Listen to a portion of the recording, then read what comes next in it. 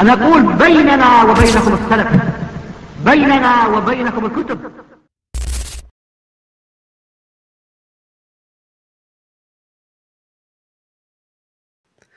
Alhamdulillah wassalatu wassalamu ala rasulillah wa ala alihi wa sahbihi wa man ihtada bihuda amma ba'd. Pendant que les musulmans récitaient le livre d'Allah en ce mois béni qui vient de nous quitter, Ismaïl Mounir se délecte à l'écoute de ce qu'Ibn al-Qayyim rahimahullah surnomma le Coran du diable, qui n'est autre que la musique. Et Ismaïl s'en vante allant jusqu'à dire que la musique est une prière, wal'iyadhu billah. Et Ismaïl Mounir fait partie de ce qu'on appelle shayatin ul-ins. C'est un shaitan parmi les humains. Car vous savez que les shayatines peuvent être soit des djinns, soit des humains. L'imam Ibn Uthaymin, rahimahullah, nous dit « Toute personne qui t'ordonne al-fahsha ou al-munkar, la turpitude et le blâmable, eh bien c'est un shaitan. » Quelle est sa preuve pour dire ça? Fi surat an-Nur, Allah Ta'ala dit « Ya ayyuhalladhina amanu, la tattabi'u khutuwati ash-shaytan, wa man yattabi' khutuwati ash-shaytani fa innahu ya'muru bil-fahsha'i wal-munkar. » Ô vous qui avez cru, ne suivez pas les pas du diable. Et quiconque suit les pas du diable, qu'il sache que celui-ci ordonne la turpitude et le blâmable. Et le shaitan humain est pire que le shaitan djinni, comme a dit le Cheikh Al-Fawzan hafidhahullah, et plus dangereux. Pourquoi? Car le djinni, son cas est clair. Tandis que l'humain, il prétend être ton frère. Il porte peut-être un beau nom comme Mohammed ou Salih, et il te fait de beaux discours par lesquels il te glisse ses shubuhat et t'invite à ses shahawat. Et celui-là, tu ne t'en débarrasses pas avec l'isti'adha, donc il est pire que le shaitan djinni. Et pour la faïda, comme a dit le Cheikh Salih al-Usaymi hafidhahullah, les shayatines qui sont enchaînés pendant le mois de Ramadan, comme cela est relaté dans le hadith authentique, sont tous les démons parmi les djinns, excepté le qarin, que chacun d'entre nous possède. Et c'est à cause de ce qarin que même pendant Ramadan, tu trouves des gens faire du haram. Quel est le dalil? Hadith Safiyya radiyallahu anha, rapporté par Al-Bukhari et Abu Daoud, lorsqu'elle rendit visite à son époux le prophète sallallahu alayhi wa sallam alors qu'il était mu'takif dans sa mosquée. Yani, il faisait l'irtikaf pendant les 10 dernières nuits de Ramadan.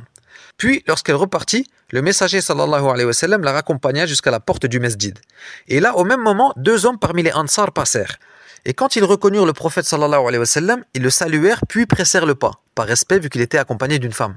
Le messager d'Allah sallallahu alayhi wa sallam leur dit alors « Ala rislikuma innaha Safiyya » Du calme, c'est certes Safiyya, yani mon épouse qui est avec moi. Les deux hommes dirent alors « Subhanallah ya Rasulallah » yani comment pourrait-on penser une mauvaise chose de toi? Et là, il répondit, sallallahu alayhi wa sallam, « Certes, le diable circule dans le corps de l'homme comme circule le sang, j'ai alors craint qu'il ne jette quelque chose dans vos cœurs. » Et les savants utilisent ce hadith pour dire que le musulman, yanbaghi an yadfa'a at-tuhma an nafsihi, il doit faire en sorte de repousser le mauvais soupçon si on le trouve dans une situation qui prête à confusion. Yani, on ne dit pas, moi je m'en moque de ce que pensent les gens. Non, le prophète, sallallahu alayhi wa sallam, ici a coupé court à toute suspicion. Donc si ça t'arrive, n'attends pas qu'on t'accuse ou qu'on pense du mal de toi. Prends les devants et justifie-toi. Tu préserveras ainsi ton honneur et apaiseras le cœur de ton frère. Shahid. Où est la preuve que le qarin n'est pas enchaîné pendant Ramadan? Eh bien dans la parole du messager sallallahu alayhi wa sallam à ses deux compagnons, radiyallahu anhuma, certes le diable circule dans le corps de l'homme comme circule le sang, j'ai alors craint qu'il ne jette quelque chose dans vos cœurs. Cette scène se produit en plein mois de Ramadan et le prophète sallallahu alayhi wa sallam n'a pas mentionné que le qarin en question était enchaîné. Au contraire, il a eu peur qu'il use de ses wasawis. On dit que le shaitan djinni yuwaswis, tandis que le shaitan insi yuwashwish, comme a dit le Cheikh Salih al-Usaymi hafidhahullah. Yani al-waswasa, c'est le fait que le shaitan djinni embellisse le mal et enlaidisse le bien de manière cachée. Tandis que al-washwasha, c'est le shaitan humain qui fait la même chose que le djinni mais de manière apparente.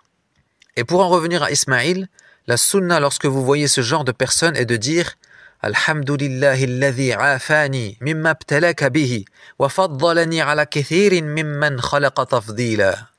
Louange à Allah qui m'a préservé de ce dont il t'a éprouvé et m'a favorisé par rapport à beaucoup de ceux qu'il a créés. Celui qui voit quelqu'un d'éprouvé, que ce soit par une maladie ou un péché, qu'il dise ce dhikr et cette épreuve ne le touchera pas, comme l'a affirmé le prophète sallallahu alayhi wa sallam dans un hadith authentifié par le Cheikh Al-Albani dans As-Silsilat As-Sahiha.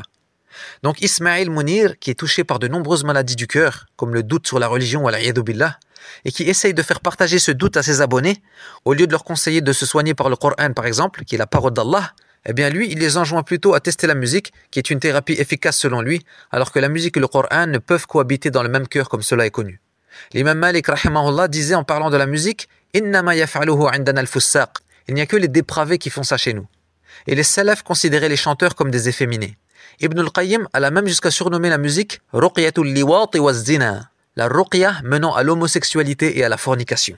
Nas'alullah as-salamata wal afiyah. Et il ne serait pas étonnant que ce khabith rende halal al-liwat dans un futur proche. Car il va petit à petit par échelon. Et même sa coupe de cheveux n'est pas la coupe d'un homme qui aime les femmes. Wallahu a'lam. Et l'objectif de ce genre d'individus qui sont en réalité des ennemis de l'islam, c'est de changer la religion de Muhammad sallallahu alayhi wa sallam. Mais vu qu'il a un nom musulman, beaucoup d'ignorants de la masse se font avoir. Et se disent comment ça, un ancien imam en plus, il va mentir sur le din? Alors que si tu regardes ses vidéos, wallahi, il ne fait aucun doute qu'il veut éradiquer la religion. Donc, Akhil Fadil, Hada al-Halik, Ismail Mounir, est un rappel pour nous. Nous devons sans cesse demander à Allah qu'il nous raffermisse sur sa religion. Comme le demandait notre prophète sallallahu alayhi wa sallam dans chacune de ses prosternations. Il disait Allahumma ya muqallib al-qulub, thabbit qalbi ala dinik. Ô toi qui retournes les cœurs, raffermis le mien sur ta religion. Wa subhanaka Allahumma wa bihamdik. Ashhadu an la ilaha illa ant. Astaghfiruka wa atubu ilayk.